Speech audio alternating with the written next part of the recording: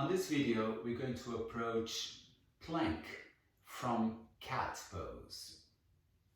Okay, so coming from that position of neutral cat, with the thighs perfectly vertical, the shoulders above the wrists, the tops of the feet on the mat, the inside of the elbows facing each other, not collapsing the torso between the shoulders, and engaging the tummy tucked in. We will tuck the toes of one foot, straighten one foot back.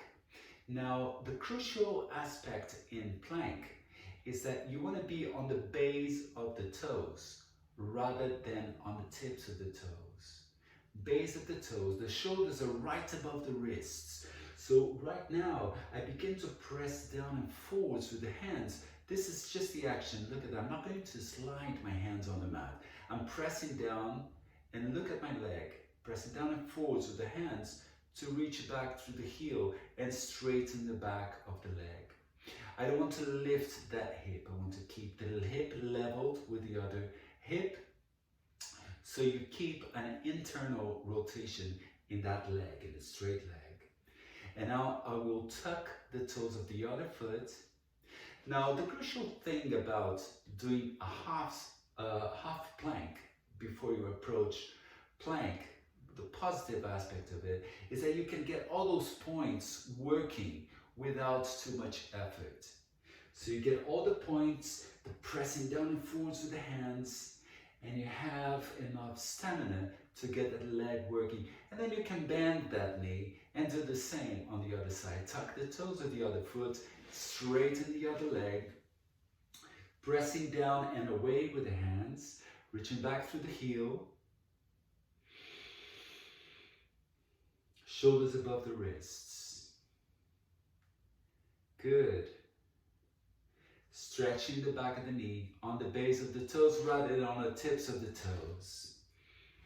Okay? And then you can bend, have a tiny rest here, maybe sit on your heels, relax the hands, soften the wrists. Always good to warm up the wrists before you approach plank and downward dog. So you have more, you can hold the posture for longer. And once again, this time we're going to move to plank with both legs. First one and then the other. So inside of the elbows facing each other, shoulders above the wrists, not collapsing the shoulders between the torso between the shoulders. Tuck the toes of the left foot. In this case, straighten the leg. Move a little bit forward so my foot is not in front of the lamp. So again, tucking the toes, straightening the leg, keeping the internal rotation of the leg. Tuck the toes of the other foot and reach the other leg back. Now, tucking the bottom under. This is super important. It's that same action that we had in cat. That exhale, when you exhale and tuck the bottom under. Okay? We want this action of the hips in plank. Like this.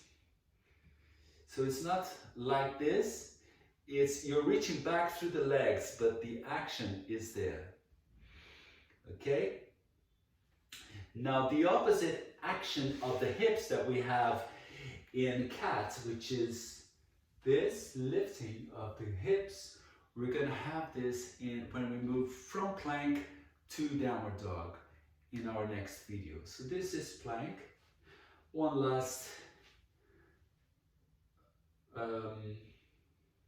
demonstration, tucking the toes of one foot, straightening the leg, internal rotation in the leg, same on the other side, tuck the toes, straighten the other leg, internal rotation in both legs, pressing down and forwards with the hands, the same position of the wrist, of the elbows, the inside of the elbows facing each other, abs super engaged, tucking the bottom under, okay? And then you have a few breaths here. And once you notice that you're beginning to collapse the pelvis, drop the knees down. And then maybe sit back in child's pose. Directing the breath to the back. Have some rest. And then you sit on your heels. Again, soften the wrists and the hands. And approach the posture again. Okay? That's great. Thank you.